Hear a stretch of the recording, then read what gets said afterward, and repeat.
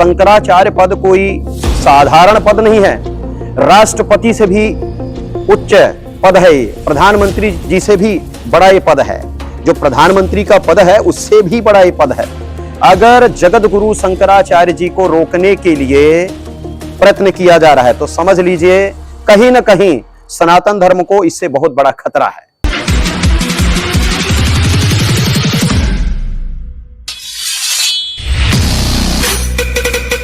जी, हमारे देश के ही धर्म गुरु शंकराचार्य जी को वो माता की रक्षा के लिए प्रचार प्रसार करने से रोका गया है, तो इसके लिए क्या कहना चाहिए?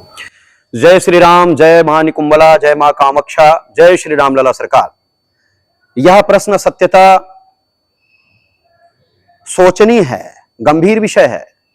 भारत देश का धर्मधुरी, जिसको हम लोग साक्षात भगवान शिव मानते हैं, शंकराचार्य पद कोई साधारण पद नहीं है, राष्ट्रपति से भी उच्च पद है ये, प्रधानमंत्री जी से भी बड़ा ये पद है, जो प्रधानमंत्री का पद है उससे भी बड़ा ये पद है।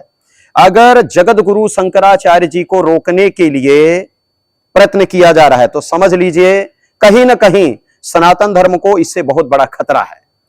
जो शंकराचार्य पूरे समाज को जोड़ने का कार्य कर रहे हैं, पूरे विश्व को गर्वित होने का कार्य कर रहे हैं, सनातन धर्म को बचाने का कार्य कर रहे हैं, अगर उनको रोका गया है तो निंदनीय है, घोर निंदनीय है। और नागालैंड के जो सीएम जी हैं, हमको तो ऐसा लगता है कि वो सनातनी है नहीं, हिंदू है नहीं, वो क्रिश्चियन है, और क्रिश्चियन ही ऐसा कार्य कर सकता है। बहुत जल्दी से जल्दी माननीय श्री नरेंद्र मोदी जी को इस विषय को लेके हस्तक्षेप करना चाहिए। अगर नहीं करते हैं तो कहीं ना कहीं धर्म गुरु अपने आप खड़े हो जाएंगे और अपना पक्ष रखेंगे। जी, तिरुपति बालाजी के मंदिर में जो प्रसाद में जो मिलावट का बात की जा रही है, जी, इसके ऊपर आप क्या कहना चाहिए? क्योंकि प्रसाद तो एक मतलब लोग उसको बहुत सब जी मानते हैं, तो उस चीज में अगर ये तो लोगों के साथ मतलब गलत हो रहा है, तो इसके लिए क्या कहना चाहिए? जी, ये भी बहुत बड़ा विषय है। और तिरुपति बालाजी भगवान के चरणों में जितने श्रद्धालु जाते हैं, बड़े श्रद्धा के साथ जाते हैं, विश्वास के साथ जाते हैं, और सनातन धर्म का प्राण है वह स्थान। अगर उस जगह में ये नर पिशाच गलत कार्य किए हैं तो घोर निंदनीय है।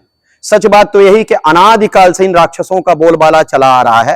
त्रेता में भी थे, सतयुग में भी थे, द्वापर में भी थे, अब कलयुग में भी हैं। इनके वजह से कहीं ना कहीं सनातन धर्म थोड़ा कुंठित तो होता है और सनातन धर्म इनके वजह से बदनाम भी होता है। लेकिन एक बात को लेकर इनको सोचना चाहिए, जिस प्रकार सूर्य को तुक्ष बादल लेश मात्र किंचित मात्र बाधित नहीं कर सकता, ठीक उसी प्रकार इनका प्रयत्न सनातन धर्म को बाधित नहीं कर सकता। सनातन धर्म अगाध है, विशाल है। सनातन धर्म प्रेम से भरा हुआ वह सागर है जो सबको हृदय से लगाने के लिए संकल्पित है। लेकिन अगर कोई सनातन धर्म को बदनाम करने के लिए खड़ा होगा, संकल्प लेगा, तो कहीं ना कहीं उसका विनाश निश्चित है। जो यह कार्य किए हैं वो न तो सनातनी है, न हिंदू हैं, वो पूर्णतः क्रिश्चियन हैं। उन लोगों को समझ जाना चाहिए कि तुक्ष दीपक सूर्य को चैलेंज नहीं दे सकता है, इसलिए वो दीपक हैं, हमारा सनातन धर्म सूर्य है। अगर ऐसा ही कृत्य करते रहे, ऐसा ही कार्य करते रहे, तो कहीं ना कहीं उनका विनाश होने में देरी नहीं होगी। जी सर, बांग्लादेश में हिंदुओं पर हमला हुआ है और जो भारत के मुसलमान हैं वो इसको एक तरीके से पूरी तरीके दरकिनार कर रहे हैं कि ऐसा कुछ नहीं हुआ है। इस पे आपकी क्या प्रतिक्रिया? देखिए, जो बांग्लादेश में हुआ वो हमारे देश में भी हुआ है, कश्मीर में हुआ हमारे देश में ही हुआ है। बांग्लादेश में जो हमारे माता बहनों के साथ बर्ताव हुआ, वहां के हिंदुओं के साथ बर्ताव हुआ, वहां के हिंदुओं के साथ अत्याचार हुआ, जो नर पिशाच बांग्लादेश में तांडव किए हिंदुओं के साथ, वो तांडव भारत में नहीं होगा, यह परम सत्य है। लेकिन उस विषय को लेके जो मुसलमान भारत के नहीं बोले, कहीं न कहीं ये मुसलमान भी उनसे मिले हुए हैं। लेकिन सभी मुसलमानों की बात मैं नहीं कहूंगा, इसलिए नहीं कहूंगा क्योंकि मुसलमानों में भी बहुत अच्छे मुसलमान हैं।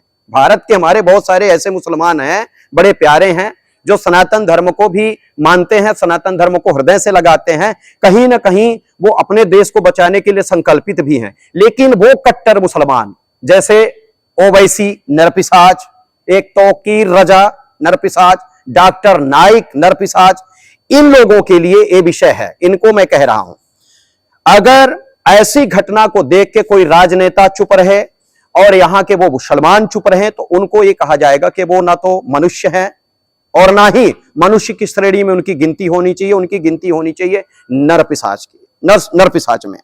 और जो बांग्लादेश में हुआ है घोर निंदनीय है, पूरे भारत देश को लज्जित किया, पूरे विश्व को लज्जित किया। बांग्लादेश के मुसलमान, कुछ मुसलमान भारत देश को भी कलंकित करने के लिए यहां हैं अभी, उनको ही हटाने का हम लोग संकल्प लिए हैं, उनको मिटाने का भी संकल्प लिए हैं और इसी संकल्प के साथ हम लोग आगे बढ़ रहे हैं। और वो दिन दूर नहीं जब इनका वर्चस्व खत्म होगा और सिर्फ सनातन धर्म की जय जयकार पूरे विश्व में होगी। जी महाराज जी, आपकी भविष्यवाणी हमेशा सत्य होती है, आखिर कैसे संभव है? देखिए, जो इसका जीवन पूर्णतः भारत माता के चरणों के लिए संकल्पित है, परमार्थमय है और पूरे चेतन मनुष्य के चरणों की सेवा के लिए संकल्पित है, उसकी वाणी हमेशा सत्य होती है। मैं तो राम जी के चरणों में अपने मस्तक को रख के, संकल्प को रख के कुछ भी बोल देता हूं, वो पूर्ण हो जाता है। भगवान की कृपा से होता है, भगवान के चरणों की कृपा से होता है। जी, जो गौ माता में जो अत्याचार बढ़ रहे हैं उसको कैसे रोका जा सकता है और आपका क्या? बहुत सुंदर आपका प्रश्न है। यह प्रश्न राष्ट्रहित में है। गौ माता की हत्या नहीं होनी चाहिए। गौ माता भारत देश के प्राण है, गौ माता हम सबकी प्राण है, भारत की गरिमा है गौ माता।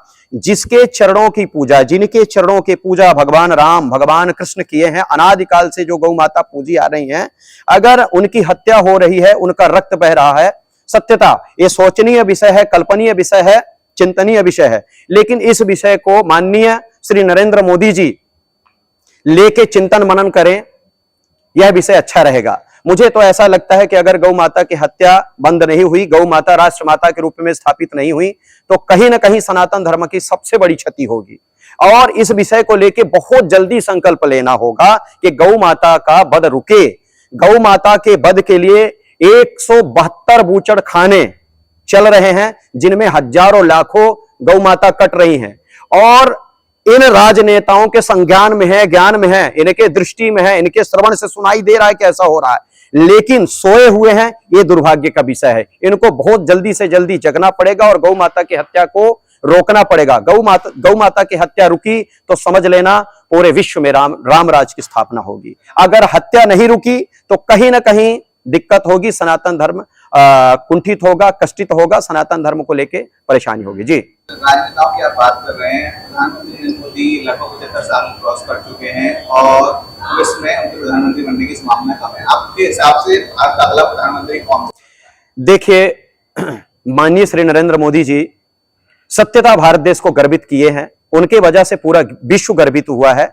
और मैं तो भगवान से प्रार्थना करूंगा कि वो अभी अपना समय दे भारत देश को।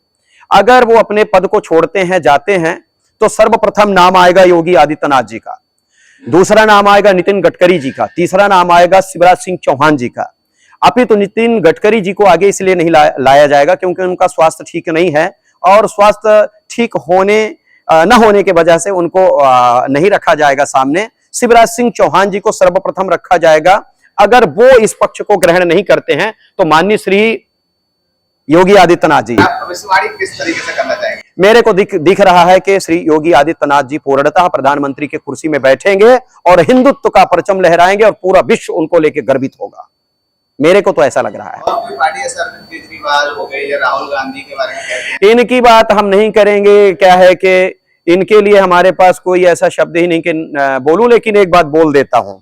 ये लोग अगर गौ माता को गौ माता मानने लग गए, सनातन धर्म को सनातन धर्म मानने लग गए, जय श्री राम बोलने लग गए, तो कहीं ना कहीं समय इनको स्पर्श करेगा। इनको भगवान बड़ा सुंदर अवसर दिए जगने के लिए, लेकिन ये जगे ही नहीं, मदांध हो गए। अपने कुर्सी का मद इतना उनको भारी हुआ कि वो अपने आप में ही सो गए।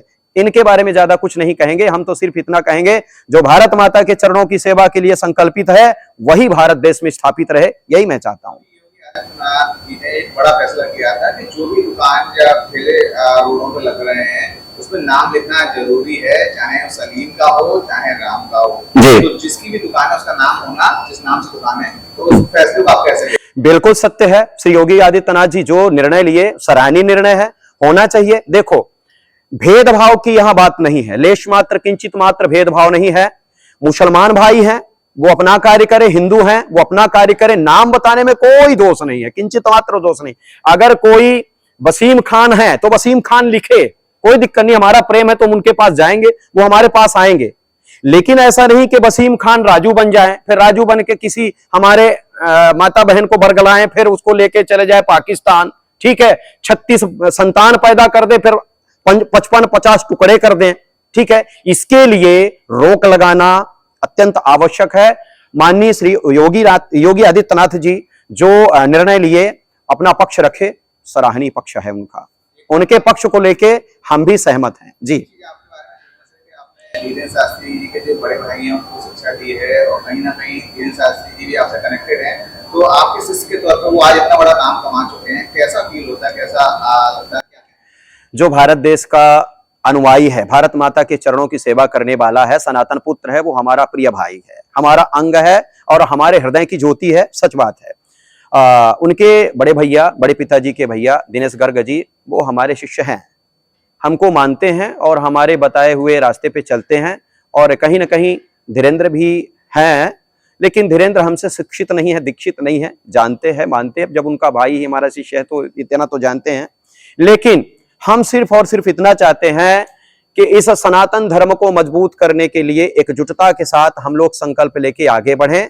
और कहीं ना कहीं एक दूसरे से सभी जुड़े हुए हैं, हमारा तो हृदय से सबको आशीर्वाद है, प्यार है, प्रेम है, और हम चाहते हैं कि सभी भारत माता के चरणों की सेवा करें, गौ माता की रक्षा करने के लिए आगे बढ़ें, सत्य सनातन धर्म का ध्वज पूरे विश्व में लहराएं, यही संकल्प लेके आगे बढ़े, हम यही चाहते हैं जी। भारत में कहा जाता है कि हिंदुत्व और सनातनी में एकता नहीं है, उनको क्या ऐसा मैसेज देना चाहिए, क्या कहना चाहेंगे जो भारत के हिंदू हैं वो एक हो और सनातनी हैं वो अपने धर्म को और कहीं ना कहीं हमारे जो सनातनी भाई हैं, हिंदू भाई हैं, वो अज्ञानता के मार्ग को चुन लिए हैं, अज्ञानता में विषय को चुन लिए हैं। उनको ऐसा लगता है कि हमारे ऊपर भेदभाव हो रहा है, हमको लेके भेदभाव हो रहा है। तो मैं कह देना चाहूंगा कि हर एक हिंदू चाहे वो किसी भी जाति पंथ का हो, हर एक हिंदू भारत माता का सुपुत्र है, सनातनी है, लेश मात्र किंचित मात्र भी उसको लेके भेदभाव नहीं हो रहा है। सबसे बड़ा कारण यह है, एक जो नहीं हो रहा है सनातनी, एक जो नहीं हो रहा है हिंदू, सबसे बड़ा कारण है भाषा। भारत देश में कई प्रांत हैं, जिन प्रांतों में अलग अलग भाषा बोली जाती है, और इसका सबसे बड़ा उदाहरण हम इस तरीके से देंगे, जैसे कि एक घर में 5 सदस्य हैं, 5 भाई बहन हैं, और कोई इंग्लिश बोल रहा है, कोई संस्कृत बोल रहा है, कोई उर्दू बोल रहा है, कोई अरबी बोल रहा है, कोई कुछ बोल रहा है, कोई कुछ बोल रहा है, ठीक है ना। अगर एक घर के व्यक्ति ही एक दूसरे की भाषा नहीं समझेंगे, बात नहीं समझेंगे, तो कलह होगा, क्लेश होगा, और कहीं ना कहीं घर में कमजोरी आ जाएगी। ठीक उसी प्रकार भारत देश के जितने भी प्रांत हैं, हर एक प्रांतों में सिर्फ और सिर्फ मातृभाषा बोली जाए, हिंदी। इस विषय को लेकर राजनेताओं को जोर देना चाहिए। अब जैसे मैं कनाडा, सॉरी क्षमा करिएगा, मैं गया दक्षिण भारत, ठीक है, तेलंगाना गया और महाराष्ट्र गया, अब जैसे गुजरात गया, इन जगहों में जब मैं जाता हूं तो देखता हूं मराठी कहता है मुझे हिंदी नहीं आती, गुजराती कहता है मुझे हिंदी नहीं आती, तेलंगाना गया तेलुगु बोलने वाला बोलता है मुझे हिंदी नहीं आती। अरे मेरे भाई, तुम सनातनी हो, तुम भारत माता के पुत्र हो, तुम हिंदू हो, तुम अगर अपनी भाषा ही नहीं बोल पाओगे तो भारत माता की रक्षा कैसे करोगे? सर्वप्रथम भारत माता के जो सुपुत्र हैं, जिनको हम हिंदू कहते हैं, सनातनी कहते हैं, इनको एकजुटता के लिए, एकजुट करने के लिए हर एक प्रांत में हिंदी भाषा का प्रचार प्रसार होना अत्यंत आवश्यक है। हर एक व्यक्ति हिंदी बोले, एक दूसरे की भाषा समझे, ताकि हम लोग मजबूत हों। और मेन कारण यही है, भाषा का कारण है। इस विषय को लेकर राजनेताओं को हस्तक्षेप करना चाहिए, बोलना चाहिए जी। एक मैसेज जो आप भारत के हिंदू हैं, जो आप चाहते हैं कि सब एक हों, या जो मीडिया के माध्यम से आपको देख रहे हैं, जो एक मैसेज जो आप देना चाहते हैं? जी, हम तो मैसेज यही देना चाहेंगे कि हम सब परमात्मा की संतान है, भगवान की संतान है, एक हैं, लेश मात्र किंचित मात्र भी कोई भी संदेह नहीं है। हम सब संकल्प लेके सनातन धर्म की रक्षा करने के लिए आगे बढ़ें, और हम सबके जीवन का लक्ष्य भी यही है। और कहीं ना कहीं हम लोगों को इस विषय को लेके चलना भी पड़ेगा। माता पिता के चरणों की सेवा करें, गौ माता के चरणों की सेवा करें।